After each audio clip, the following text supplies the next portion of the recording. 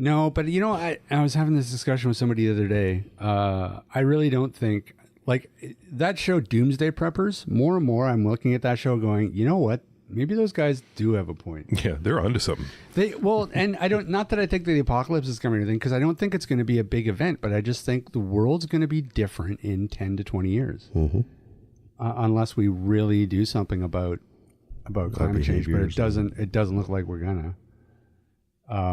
But I mean, it's just going to be a different world. I think that being self-sustaining is probably a smart thing to start to consider at this point, because I think 10, 20 years, you're not going to be able to go to the grocery store and buy strawberries.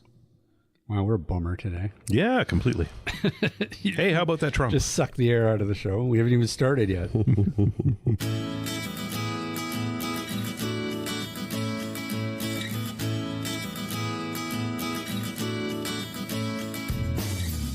This is the AT Banter podcast, a balanced and entertaining look at assistive technology, accessibility, and its importance in people's lives.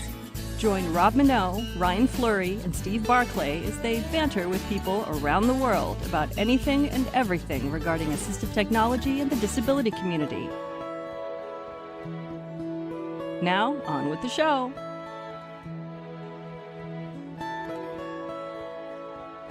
Hey, and welcome to another episode of AT Banter. Banter. My name is Robin O, and guess what? What? Today, joining me is Mr. Ryan Fleury. Howdy. And He's back. Mr. Steve Barclay. Did you miss me? Yeah, No, we did. you didn't. Well, we didn't, but probably our audience did. Somebody out there did. You were probably backstabbing me on previous shows. I got to go back and review just to find out what you all said about me. No, I know you don't care enough to actually have to go back and listen to any shows. That's way too much of a time investment. You're not going to listen to 7 hours of podcasts. No, we He probably will now. Yeah, maybe. Yeah, now I got curious. to know. Jeez. Is there software that can scan an audio file for keywords? Probably. I'm sure the NSA has it. Steve and asshat together in the same sentence. Find. My favorite's still cock trumpet. Yeah. We found 780 instances. No, it's it feels like we're doing this for the first time for real again for the first time in a long time. If that sentence made any sense. That was a lot of words. A lot of words strung together in the wrong order that didn't make any sense. Yeah. We're off to a good start. Almost Trumpian. Yes. Yeah. The truth is not the truth. Fake news. Hey, Ryan. Yes, sir. What are we doing today? Today we're talking with blind world traveler Tony Giles. So we are. Yes, it's a very interesting fellow. I was looking at his info, his deets this morning, and this is going to be pretty interesting. So He never stops moving. Clearly not. Hey, did you see this article that I sent around this morning about the blue light from smart devices? Oh, yeah. Melting our retinas. Yeah.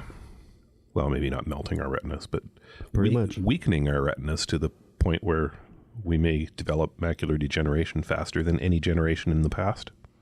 Yeah, that's scary because macular degeneration... Well, let me just pull up the article here so we got some context. Yeah, so the study has found that continuous exposure to the blue light from smartphones and laptops can lead to macular degeneration. It goes on to say that the blue light emitted from digital devices, such as smartphones and laptops, can accelerate blindness. Repeated exposure to the blue light from smartphones, tablets, and the sun transforms vital molecules in the eye's retinas into cell killers. The co-author of this study said that essentially that the blue light from these devices are doing some real lasting damage to eyes over extended periods of use. Well, and I sent you a follow-up article this morning. I don't know if you had a chance to look at it, but it's just the amount of screen time that preteens, teens, and adults are actually spending on their phone, and it's increasing year after year. Yeah, for sure. And not only that, I mean, macular degeneration is already fairly common. Is that correct, Steve? It's really common in Caucasian populations more than anybody else, but yeah, in the over 65 crowd, it's quite prevalent. So this could be a real issue, and especially given the next generation. There's kids have smartphones from the time they're 4 or 5. Yep. And you know what that means? More CCTV sales. That's right. It's good news. Good news for CCTV sales. Hear that, assistive technology industry? There's hope.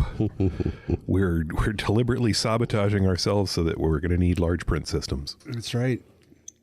No, this is something that's serious. I mean, this is serious. I mean, if this is a real thing, then you would think that this is something that we really need to look into. And I mean, I don't know if it just means tweaking the current technology so this light isn't quite as harmful or what, but hopefully there's more studies going on, but it's a chilling thought. Well, there was also a big study that came out that said that blue light could have deleterious effects on mental wellness as well. Oh, is that right? Oh, yeah. great. And apparently it affects teens disproportionately because of their screen time. Wow. So, yeah. Blue light, it could be a problem that needs to be dealt with. Yeah, see, I often worry about Wi-Fi signals too. I often think that the Wi-Fi signals probably aren't good for you either. I mean, you carry your cell phone around in your pocket and you're just irradiating your nuts like all day, every day. It's an issue. I've started putting it in my back pocket because I'm just like, well... You'd rather have a radioactive... Yeah, well, yeah, sure. Well, if you start getting leakage, you'll know what's going on. Right? It's Monday. It's going to be a show full of bleeps. I think we're already up to about 7 today so far, and we're not even 3 minutes in. Anything else going on? I don't know. Province is on fire. Trump's blaming Canadian wood imports for the fires in California, which is like the dumbest thing ever. I heard a great analogy. It really is like he is like that, really old, grandpa at Thanksgiving dinner that, just says crazy things. Yeah. Unfiltered. He really is like that on a world stage. Uh-huh. He just says stuff. So yep. Yeah, anyways, we do a whole podcast about that. Hey, did you hear about that new digital assistant, Ryan? The Samsung Bixby? Well, that's the name of the assistant. The assistant. Yeah, there's an actual device now that they've made called. Yeah. I think they're just calling it the Samsung Home. Are they? Which is stupid. Stop calling Home. Like this, you've already got the Google Home and the Home Pod. Yeah, like stop it. Like figure out a different name for your device. Yeah. But I heard this, but it's powered by Bixby, and they figure that it's only a matter of time where they're gonna sort of team up with Google and make these devices like run on Bixby and. Well, Amazon's done it with Microsoft. You can now include Cortana into your Amazon Echo. Yeah, that's exactly it. So it sounds like they might be on the theory is, I mean, they haven't announced anything yet, obviously, but the theory is that they might team up and really make them a viable sort of runner in the field. Because otherwise they're just too far behind everybody else to really catch up. So I think teaming up with somebody is about their only option. But I've never actually played around with Bixby. Have you? No, I've never had it on a device. I've never even heard of it. Yeah. It runs just on Samsung device, certain Samsung devices, like I think the Notes and probably the S9. Yeah. So I don't know. It's getting to the point where there's just too many digital assistants. Somebody needs to win the format war, I think. And fair enough. Steve, you don't care. You don't care who wins, do you? You don't even have a digital assistant in your house. No, I don't. Well, I've got it in my phone. I don't know why I need one in my house. Because you do. I totally don't. Because everybody else does, and you must conform. No.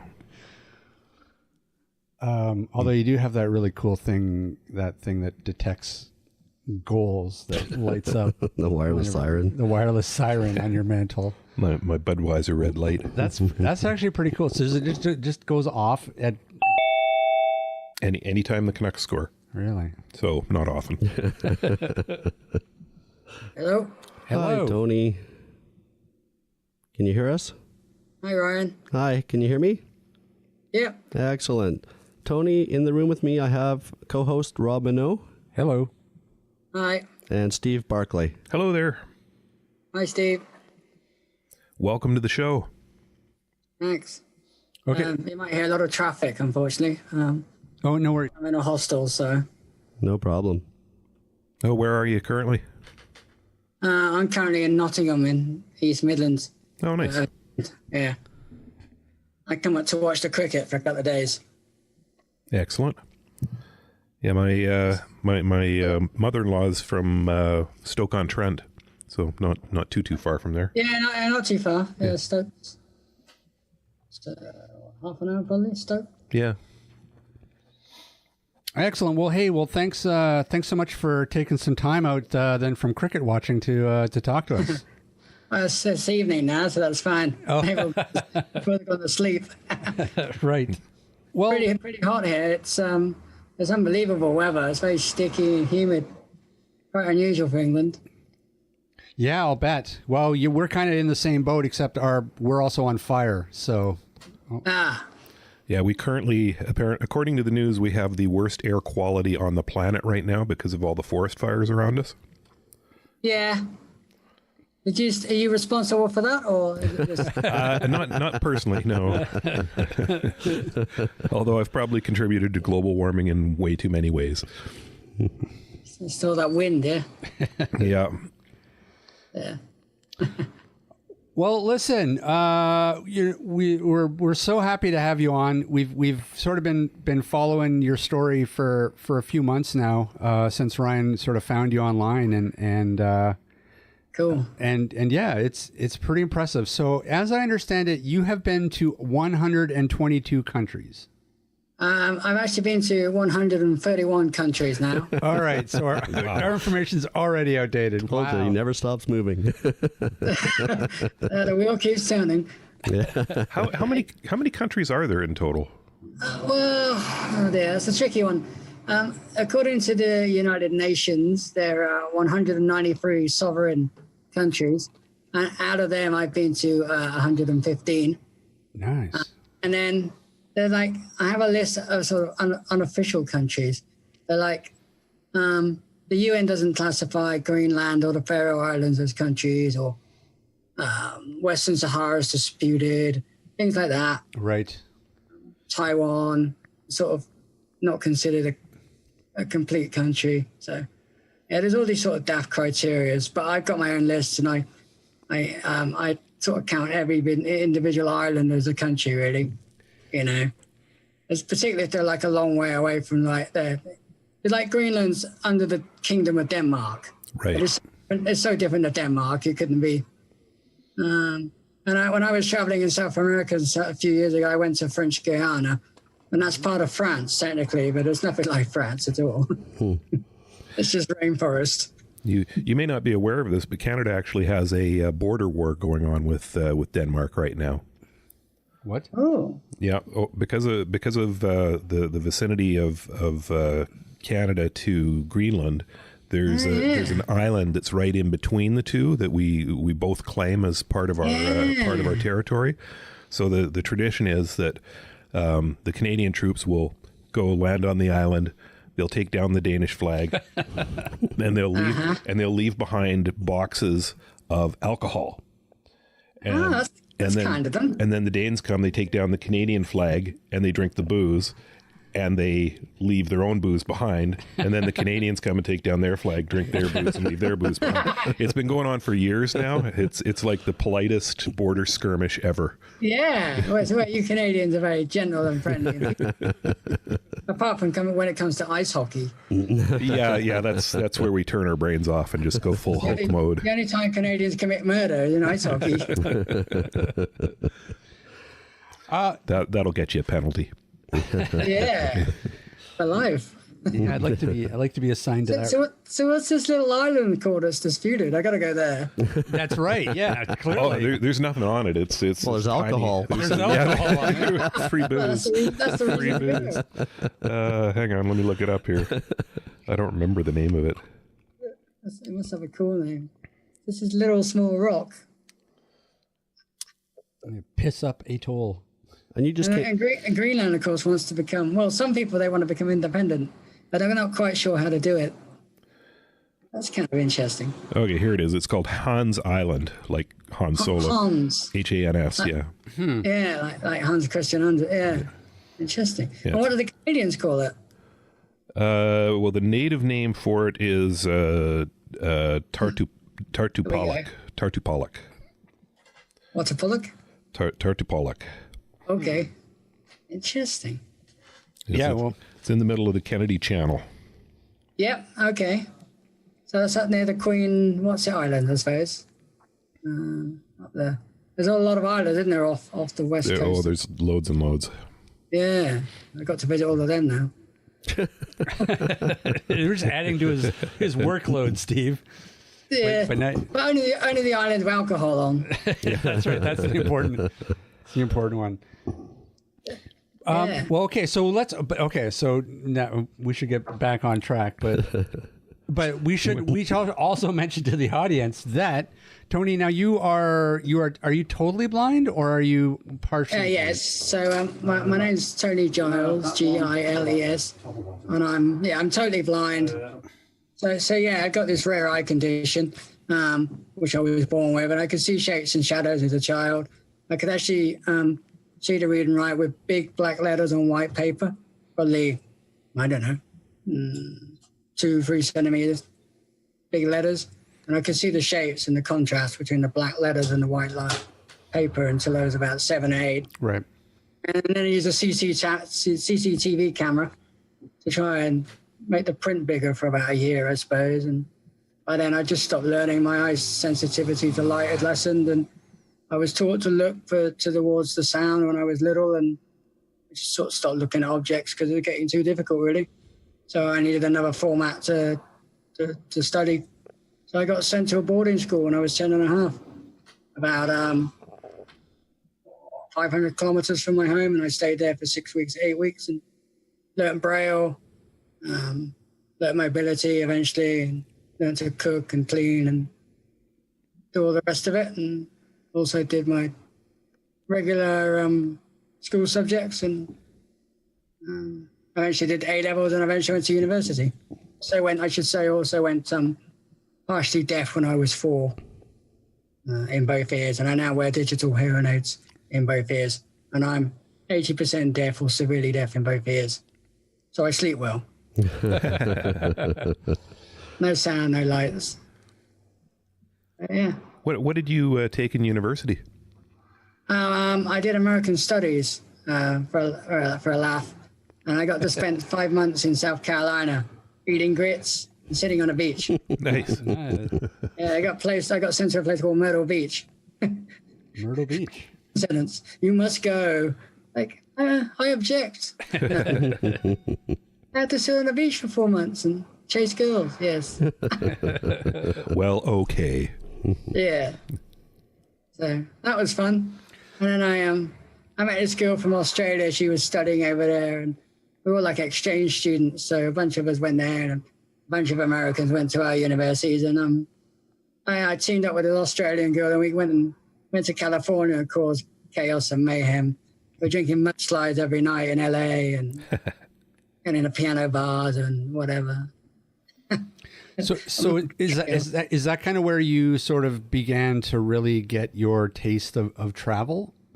Yeah, I think so. I went to New Orleans for spring break. My friends all disappeared to Florida. I got to go and see Mickey Mouse. I think they weren't going to let me take drugs or drink or anything. So I go to New Orleans by myself. Be different. So I got the teachers to sort of help me book a hostel and help me plan it. And I'd done quite a few years of backpacking in the UK by then, by myself and with a friend. So I knew how it should work. And then I got to New Orleans, and then I got a taxi to the hostel. That was pretty easy. And then I asked the staff for directions. How do I get to Bourbon Street? Oh, you go down the steps, turn left, walk a couple of blocks, and just ask for a tram. And I remember it was, in the 90 degrees heat and probably 95% humidity. And I walked down the steps and I just panicked. I just froze and my muscles started shaking. And I thought, I'm totally blind. I'm partially deaf. I'm in a foreign, weird city I've never been to before. I can't do this. And I just sort of stood there and I sort of took in a few deep breaths and I said to myself, well, Tony, this is what you want. This is what you come here for. If you don't want it, go back inside and go home. So I took a couple more deep breaths, turned left, walked 2 blocks, asked someone where the tram stop was, and the rest, they say, is history. So that's when it started. Now, did I read that you've been to all 50 U.S. states? Yeah, that's correct, and all 10 Canadian provinces. Wow. I've been as far north as the Yukon, Whitehorse. Yeah, awesome. But we better not go there. I did a trip in 2004 when I started in South America. I started in Brazil and sort of wandered around there for about 4 months, and then I went up to the States, traveled around a bit, and eventually worked my way up to Canada, right across up to the Yukon and into Alaska. And then I got this Greyhound bus. I'd been on it for about 50 hours. There was about 6 or 7 people, and we got to Whitehorse, and there were all the hostels were full. So I had a small tent with me. Well, I'll just camp, it'll be okay. And this guy helped me. He put it next to a little gravel path. There's a little one-man tent, one little 1 kilogram tent. Put it next to a gravel path so I could find it with me stick and me feet. So I put my backpacks in, put a padlock on, and went out for the day to meet up with the people I'd met, and come back about 10, 11 o'clock at night, and it was a small cafe there. So I went and had some dinner, and then went across the road. It was near the bus station, the Greyhound. So as I found a little gravel path with my stick, and I'm walking up and down, I can't find my tent. Oh, right. Well, maybe I'm just walking past it. So eventually, after about half an hour, I went to the road. I could hear the traffic, and I managed to stop this car. There's this 19-year-old kid delivering pizzas. He said, what's the blind guy doing on the road? I said, oh, I'm looking for my tent. He said, what? Yeah, I'm from England, looking for my tent. So he grabbed a flashlight, and he come and had a look. I said, I can't see anything. So he took me to the Salvation Army place for the night, and he said, I'll come back the next day and we'll find it. We went back, it was all gone. No tent, no sleeping bag, no backpack. Ah. I had my passport and I had my credit card, so it was all right. And we went to the police station and said, oh, I think someone's taken me tent. What can we do? And the police officer said, maybe a grizzly bear stole it. All right. I said, right. I said, I want to be there when you make the arrest, officer. Yeah, that's right. Yeah, it's hard to get the cuffs on. So these things happen. So I think that what really stands out about your attitude and about the story in general, I think, is the sort of the confidence level that you have to travel so independently. Within sort of the visually impaired community, I would think that sense of mobility is one of sort of the greatest hurdles that people can face on a day-to-day basis. Yeah, it is, and it's infrastructure, or lack of infrastructure, and it's getting out day to day and dealing with the same sort of obstacles. Yeah, and for a lot of people, it's about having confidence. It's about having the mobility skills and the self-belief that they can go out and successfully get to their shops or get on a bus and get down. And I'm very fortunate. I went to a boarding school where I knew where the traffic was and where it wasn't. I knew it was very safe. And at that young age of 11, 12, gained that confidence and was told by my teachers that I would do this, I would go to this place. And I got the opportunity to go to the States with the school when I was 16. So it was all just sort of slow, natural progression. Right. By the time when I realized that I wanted to travel for sort of the rest of my life and I enjoyed it, I was supremely confident, and I was in a country where I could speak the language for the most part and understand the infrastructure for the most part. And then I went off to Australia and New Zealand the following year, which again was similar language and similar westernized infrastructures. And by the time I was, completely confident in my ability to get from A to B and ask people and be confident to walk up to strangers and just say, hi, I want to go to this place. Can you help me? I went to Vietnam and Thailand, and that was a totally different challenge. There was no infrastructure, and there were open holes and open drain. But I was confident enough and arrogant enough to just walk up to anyone and say, can you help me go from this place to this place? And 9 times out of 10 people did. But that's the skills you learn, by doing it sort of one step at a time, I suppose. But it's not easy. Now, I understand you had a bit of a whitewater rafting incident. Could you tell us a little bit about that? Because this sounds freaky. So a few years ago, where was I? I was in Zambia in Southern Africa, and went whitewater rafting for the day. Quite a big river, the Zambezi River. I was in a town called Livingston. There's quite a lot of activities there. You can bungee jump and you can go gorge swinging and stuff. And you can swim the crocodiles if you so wish.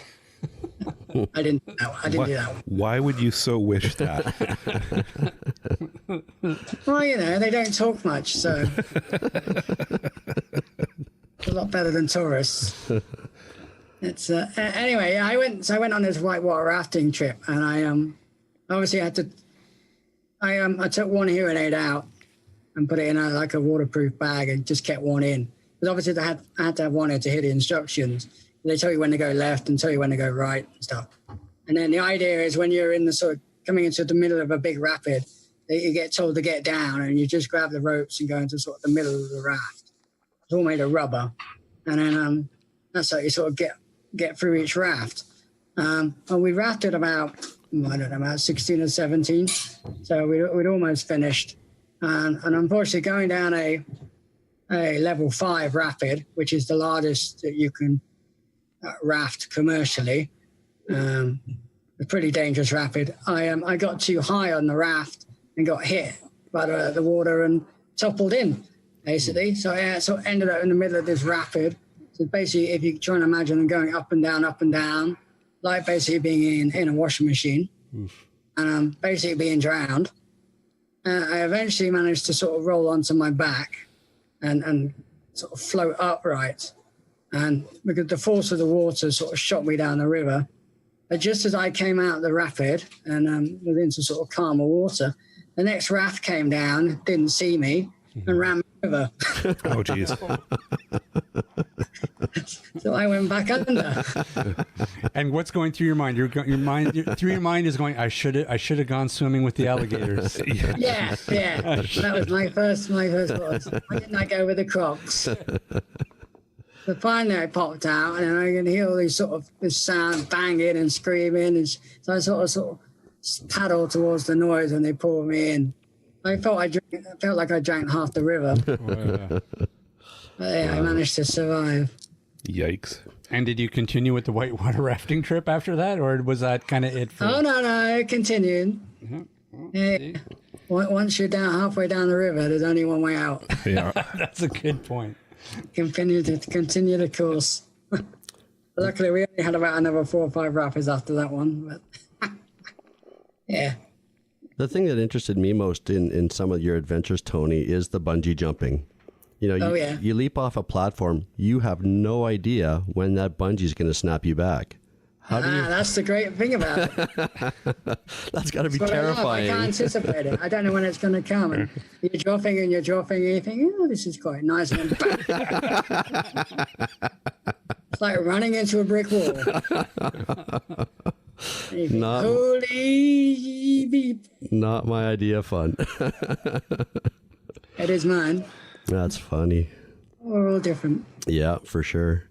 And the first one I did, I was in New Zealand, and I went to several places. I said, no, it's too small for Tony. It's only 40 meters.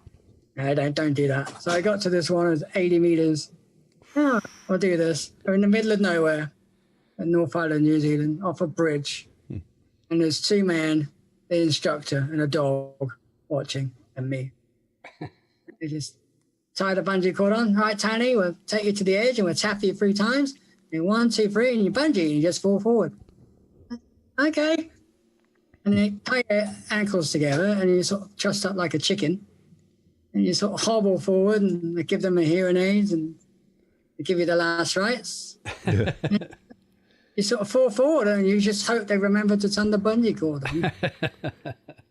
So that was 80 meters. So what, 10 meters is 30 feet, right? Or is it the other way around? Yeah, it's 3 to 1. Yeah. So like that's like 240 feet in the air? Yeah. That's it. Yeah. 20-story building. That's insanity. In the open air. Crazy. Cool. Oh, I got an advantage. I can't see the bottom. Yeah, either can I. I'm totally blind myself, Tony. Okay. Yeah. See, Have you tried one? No, I've zip-lined, but I haven't bungee jumped. Okay. Well, you can't say you don't like it until you've done it. All right, fair enough. Yeah, I mean, I don't know. Like, I was actually talking to Steve about this before the show. I mean, I don't know if it would be more scary or less scary. Yeah. Bungee jumping completely blind, as opposed to because it's like Tony said, if you can't see the bottom, you're not going to brace yourself, and you're not going to. You're going to be relaxed. You're just going to be like, okay, I'm falling, and now I'm not. But I'm alive. So I soiled myself, but I'm alive. That gives me a business idea. I'm going to go to Zambia and start a bungee cord company where you bungee cord over a big pool of alligators. Crocodiles. Oh, sorry, crocodiles. And hippos. Mm-hmm. Hungry hippos. Hungry hippos. Yeah, and they're dopey animals at the best of times. Now, I read on the website too you mentioned something called zorbing. Oh yeah, I do not know what that is. Yeah, can you explain to us what zorbing is? Yeah, so basically, imagine a big football or a big beach ball made of plastic. And I didn't know this the first time. I found out the second time I did it. But the ball's see-through. So they push you in this big ball, and you're inside, and it's all plasticky and sort of spongy. And then they close the door, and they roll you down a hill. Jeez. This sounds like things you do when you're 12 or drunk. Yeah, I was going to go with drunk. Yeah, you scream your head off. A dry one or a wet one. And a dry one, they strap you in, but that's okay. But the wet one's great fun. You're just in there with the water, and you sort of slosh around. Oh. Well, you've got a zest for life, Tony. That's awesome. Impressive. Yeah. Actually, that's something that does sound fun. I would totally do. Yeah, I recommend zorbing to anyone. Being blind, it's all about the sensations. It's all about the feels and the touch, and and not everything has to be rough and tough, but it's whatever you do. It's like I like having massage and going into hot pools when I went to Iceland, and every different sensation you can get on your body is what you want for a blind person. Well, it's what I want. Right. I want to sense everything because that's the way I see the world. Now, so when you go to different countries, you're just staying at sort of hostels and different places? Like, how do you really go out of your way to try to absorb the culture? Yeah. So when I started off traveling when I was 21, 22, I went to countries I knew about, and I didn't have to do much research. I knew what a major city was from listening to stuff on the radio and reading about it at school and stuff. And then as I got older and I went to more sort of countries with more difficult names and stuff, and I needed to sort of research more. So I got a laptop with a JAWS screen reading software. Yeah. Of course, there wasn't any internet back in 98, 2000. So it was all word of mouth and memorizing stuff. But now I get on the internet, so I say I want to go to Canada, so I look at the major cities in Canada, Vancouver, Toronto, etc. And then I look at what accommodation's available. So for me, it's youth hostels. I'm staying in a room tonight with 6 beds, bunk beds. There's one on top of the other. I got to climb up a little ladder again, and it will squeak. But that's how you meet people. I make friends, and they say, "Oh, where are you going today? I'm going to this attraction. Can I come with you?" And you end up making friends with someone. And then after hostling for about 10, 12 years, I discovered this website called couchsurfing.com. where people have a profile on the internet, and you can go and stay with them for free. Oh, wow. If you send them a message, and each person has a profile and they've got a picture, and you get references from people. And so you look on the website and you say, oh, right, I want to go to, let's say I want to go to Squamish. So there's not many places to stay in Squamish. I want to go bouldering. So I find a couch surfer in Squamish and can read about them. It says their name, their age, what they do. And I put in the dates, want to stay 2 nights, 1 person, flexible, and they can read my profiles. They can see my picture. They can read all of my references and stuff. So it's a reasonably safe way. And like I say, you stay with people for free. That's brilliant. You offer them a bit of money for breakfast or coffee or something. And and it's a way of sharing cultures and making friends. Nice. So that's travel most of the time now. Yeah, that's brilliant. I mean, that's that's that's a really great way to soak up a culture. Too many people travel and they just will go to like a resort. Or they'll go to a resort and they'll see things through that lens. It's just falls. So how do you decide on things to do? Do you just generally sort of go to a country and just sort of play it by ear, or do you have a sense of what you want to do? Yeah, a bit of both. When I went to Australia the first time, I knew what a major cities was from the cricket and the sport, and I knew about Ayers Rock, Uluru is sort of in the middle of the country. But apart from that, I didn't do an awful lot, which was in city. And I just asked other backpackers, oh, where are you going, what are you going? I knew I wanted to visit the sports centres in Melbourne, and I knew I wanted to visit the Opera House in Sydney. But when I came to Canada the first time, I didn't really know what was in each city, and I just asked people, asked other backpackers or staff in the hostel. But as I sort of gone on and gone to more interesting countries and more countries with more difficult pronouncing names, I sort of had to look things up. And I'm interested in history, but I'm also interested in nature. I like waterfalls and fountains and statues, and I also travel with my girlfriend sometimes, especially in sort of safe countries like the US and Canada or Australia, Europe. And so I look on the internet and read about what museums can we find. I've got audio guides, or I've got guided tours in English, or what other fountains we can find to listen to, and statues we can touch, and things like that. So yeah, I make a list of the major sort of places I want to visit, and often I'll try and, if it's like a city like Toronto or Vancouver, I might try and find a guided walking tour, preferably a free one, and see if we can join that. And then you meet people on the tour, then they sort of help us around and make sure we don't get run over. Right. It happened a couple of times. It's bad enough with one blind person, Joe. When you've got 2, it's even more of a challenge. So. Now, when you go traveling, what kind of mobility aids are generally in your toolbox? What do you take on your travels, or are you very much a purist? You just have your cane and that's pretty much what you rely on? Yeah. So I've got my cane. I try to take a spare cane. Sometimes I forget. And because of my deafness, which to me is actually more of a challenge than my blindness. My blindness is pretty simple. It doesn't change. And you can describe it to people. You tell them to close their eyes and walk into something. And that's on a very basic level what being blind is like. Trying to describe deafness to someone is much more difficult because it changes all the time. It's speed, it's pitch, it's accent, it's background noise. Right. It's all these kind of things. So I take spare hearing aids and batteries and stuff. Then I just pack a backpack, 3 or 4 T-shirts, underwear, socks, sometimes a toothbrush. Not much more. Mosquito repellent in the countries I need it. I usually research the countries I need anti-malaria tablets and inoculation. And also because 10 years ago I had a kidney transplant, so I had to be quite aware of not getting dehydrated. Right. A lot of medications I can't take because I'm on immune suppressants. So I had to research all this before I go. And in some countries, particularly in the Middle East, I had to take a list of my medication, and also a letter from my GP that proving that, I'm not smuggling drugs. Right.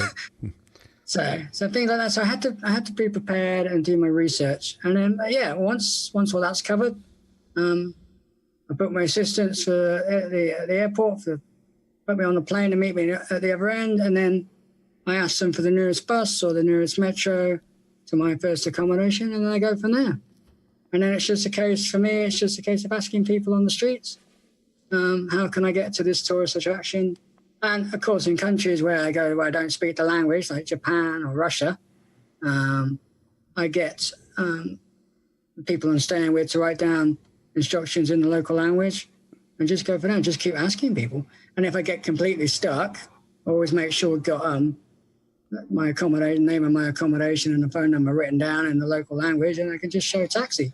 Right. Because taxi is the universal word just about every language. So I've always got a backup plan. So that's how I do it. And then I take my laptop with me to most countries so I can research on the go. And sometimes you go to stay with someone and they can't host you for some reason because their kid's sick or they just had to change a job. So things happen. So you need to be flexible and you need to have a way of being able to find alternative accommodation at last minute and stuff. So that's how I do it. It's all about planning. Proper planning makes all the difference. As a blind person, you need to have the knowledge because you can't just pick up a guidebook and flick through it and think, oh, that looks nice, we'll go there today. You don't have that. And you can't ask someone to read everything for 3 hours for you. So you need to have a bit of knowledge. And also, I think the more knowledge they have, that it impresses people. The locals actually can't believe it when they say, oh, you know more about our country than we do. And then the other thing is I try and learn a bit of language in each country, at least to be able to say sort of, hello, thank you, water, toilet. Just saying thank you to someone in their language makes their day. Right. I think it goes a long way, that does. Yeah. Now, so you don't even use any sort of maybe a smart device with GPS built in? No, I don't use an iPhone because I don't like swiping. I don't like touch screen stuff at all. My girlfriend does. She said she got a smartphone last week. I said, oh, that's good. I said, that means I don't have to do the cooking anymore. I said, I'll take it back. So, yeah, she likes these gadgets, but I'm less keen. I think it's because I started traveling when I was young and there was no technology. Yep. I just, use my cane and ask people. I can see these smartphones and iPhones being useful if you want to find a specific building. Yep. You can see the advantage of that, but I also think I don't really sort of hear them that well with my deafness. So right. I think I just sort of stick to what I've got. Well, you're doing it old school and it's working for you. I guess so, yeah. And I always think this. I always, people say, "Oh, it's great, you've got this internet and stuff." Well, you go in the African jungle, there's no internet. No, that's true. That's exactly true too. There's nowhere to charge your iPhone when you're in the jungle. That's just for stick sure. up a tree And let me tell you, your iPhone would have done nothing for you in that whitewater rafting accident, other than weigh you down that much more. No, it wouldn't help me when I was rafting. No. Hey Siri, get me out of this. What do you do when you're about to be run over by a boat? I'm sorry, I can't help you with that. Go under. Now you also have written some books about your travels. Yeah, so I've written 3 books, but I published 2. The first one's called Seeing the World My Way, and it was actually in print for 5 years. It was my mum's idea. I came back from this trip. I've been on the road for about 13 months in 2004 or 5, and I came home. I said, you should write a book so all my friends can see what you get up to. And I don't want to write a book. No, I want to travel. Yeah, write a book. All right then. So I sat down for about a year. It's like, just wrote down everything. All my nasty thoughts, my good thoughts, all my emotions. It was cheaper than going to a psychologist. Year and a half. About 20 months later, I come up with this huge book, and then I started editing it, and I sort of shoved it in a drawer after 2 years of writing it. But what am I going to do with it? And eventually, one of my friends saw an advert for a small publisher in Bristol, in the southwest of England, and not sort of far from where I was living. So I sent him a draft and said, oh, that looks really interesting. It needs more work on it. So I spent another couple of years sort of traveling on and off and editing on and off, and eventually got it into some kind of thing. Well, yeah, we'll publish this. So they published it, and it sold quite well for about 5 years, sold about 1,200 copies, and then went around the country doing book signings and stuff. And then in the meantime, sort of worked on another one, my second one, about a trip I did in South America, North America, and I called that Seeing the Americas My Way. I didn't want to publish that. They didn't think it would sell. So I turned it into an ebook and just to try and sell it online. So about $5 each US. Well, that would be in Canadian, but about £3 each in the UK. About 200 Canadian. Online. Yeah. They're available on, all the usual ebook websites, Amazon, etc. And so yeah, it's ticking over, and I'm starting to do talks now. I did a couple of talks in February, a couple of different universities, and I'm going to a conference at the end of October in Vienna. So I'm getting to talk about myself more and promote my books more. So it all helps. I've also got my own T-shirts, which is quite amusing. It says Tony the Traveller on the back, and then a picture of the different book covers on the front. I keep losing them in different countries. Well, that's good marketing. That's right. That's guerrilla marketing. That's not losing. That's marketing. And it saves me washing them as well. Exactly.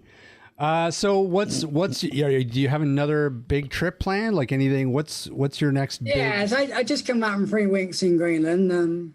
I got a couple of cricket matches on, so I'm up in Nottingham for a couple of days, and then I go home for a week, and then go down to Southampton on the south coast for about 4 days for another cricket match. England are playing India. It's good fun. We're not doing too well at the moment, but overall it's good fun. And I'm sitting there, and I'm getting the atmosphere, and then I'm also got the commentary on the radio. So I'm getting the best of both worlds. I'm getting ball-by-ball description.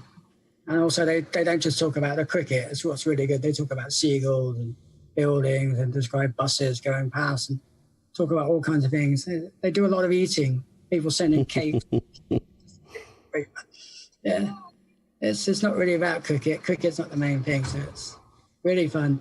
And then my girlfriend's taking me away to Sicily for a couple of weeks in September for my 40th. So that should be nice. Oh, yeah, for sure. She's Greek, by the way, and she lives in... her name's Tatiana. She lives in Greece. And she went blind when she was 16 and glaucoma. And we travel together, and she works in a call center. She translates calls between doctors and other staff in Athens, Greece. So it's a long-distance relationship, but it seems to work. Well, not for you. You travel so much, it's probably you see her every other weekend. I'm just going to pop over to Sicily. Yes, technically all of your relationships are long-term relationships. That's right. or distance relationships, rather. That's right. Your relationship with your landlord is a long-distance relationship. Very long distance, yeah. The money keeps going out, so I guess she's happy. That's right. Listen, Tony, anything, before we let you go, anything that you want to plug? Can you tell people where they can find your books online? Yeah, if they sure. So they can, if they go onto the internet, they can go onto www.tonythetraveller.com, TonyTheTraveller.com. They can also find me, Tony the Traveller, on Facebook. And and they can also contact me if they want to through my website, tonythetraveller.com. And my books are available on there. There's information on my website, and they can download it from Amazon and from Barnes and Noble and Google Play and all over ebook websites, I guess. So yeah, that's where the books are available. And just to sort of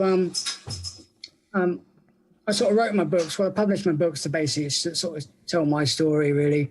That a blind, totally blind, partially deaf guy can go out and travel around the world and just show people, blind or not, disabled or not, mentally disabled, whatever the issues are, that they can overcome their challenges and achieve their goals. It doesn't have to be traveling around the world, jumping off bridges, but my story is basically out there just to show people and give them the belief and the confidence that they can do what they want to do and follow their desires and their dreams. We all need a little bit of help and a little bit of support, but it can be done. Yeah. Yeah, exactly. And, listen, whenever your travels bring you to Vancouver, let us know. Yes, funny you should say that. We're actually planning a trip to Canada next May. Well, there you go. It's sort of through to early July. Steve said he'll go bungee jumping with you. I said no such thing. Okay, we'll buy you a pint. Hey, excellent. There we go. I'm told there's a bungee jump I can do on Vancouver Island. Yeah, in Nanaimo, yeah. If I do it naked, I get it for free. That I believe is true, yeah. Yeah. Nice. Perfect. I didn't know about that. Really? Is that a thing, really? Yeah. Yeah, apparently so. I've never been to Vancouver Island, so. It's lovely. Yeah. Nicer than Vancouver City. Yes. Yeah, it is. Definitely. It's beautiful. Yeah. Well, there you go. So hit us up, and we're there. Steve, I'm just kidding. Steve does not like heights, so that's why I'm kind of teasing him about that. But Yeah, go for a walk in Stanley Park or something. I'm sure he'll support you. He'll be behind you, supporting you while you bungee jump. I'll cheer you on. We'll put him along. You can hug all the trees. Naked. You can live in some of them. They're so big. Yep. Yeah. Yep. All right, Tony, listen, we're going to let you go so you can get some sleep because you're going to need it, my friend. But thanks so much again for taking some time out and chatting with us. It was You're fascinating. welcome. Yeah, thanks for having me. Thanks, Take care. Tony. Bye-bye. Thanks. Take it easy. Bye-bye. Stop trying to get me to bungee jump. One day, my master plan. Well, what I don't understand is you've skydived. I have, yeah. But skydiving is different than bungee jumping. I still will jumping give off you that. something. No, but your perspective is completely different when you skydive, right? Yeah, you see, skydiving is everything is so far out of perspective that you don't even have the sense of heights. Yeah. That you get if you're that close to the ground. Yeah. So, yeah, I kind of view bungee jumping as simulated suicide. Yeah, I'd agree with that. Your body just goes through exactly what you would go through, Except for the splat. right? Yeah. Yeah, exactly. So And there's still a chance that could happen. Yeah. not if you're over a pool of crocodiles. I'm telling you, this is a good business plan I've come up with. I like it. We'll just import some crocodiles and put them in the river in Nanaimo. There you go. Perfect. Oh yeah, that then you really have incentive to bungee cord naked. Yeah. Man, that's fascinating. You can just hear the confidence in his voice when he talks about traveling. Well, and he's just turning 40. You look at his website, you look at all the countries, provinces, states, like he's not even 40. Yeah. Like he's confident. He's just, I don't even know what the word is. He's just, I don't know. He's just out there, Yeah, he's just out there doing it. Yeah. Yeah. That's awesome. And I think that's the real message behind that is that that's all it really takes. Know what you want to do, have the confidence to do it, and just do it. You listen to him, and his tent. He's a blind guy. His tent and his sleeping bag gets stolen, and yet it's just a minor roadblock. Minor setback. Go to the Salvation Army for a night and sort it out after that. Yeah, I mean, crazy. That would be Bloody Canadians, eh? Jesus, thieving buggers. So it's random grizzly bears, but it's all about attitude. Mm-hmm. It really is, and I mean, a lot of people have issues just going to the grocery store, going on a bus route that they've never gone before. But and here's Tony out there. He's going to Zimbabwe and he's whitewater rafting. Yeah. And he's doing it old school. He's not even, we sit on the podcast and we talk all about, IRA and how great all this technology is, which it is, don't get me wrong. But at the same time, you got to remember, until you're in a city that has no infrastructure, like we're used to, first world. Yeah. Then your technology is no good to you anyway.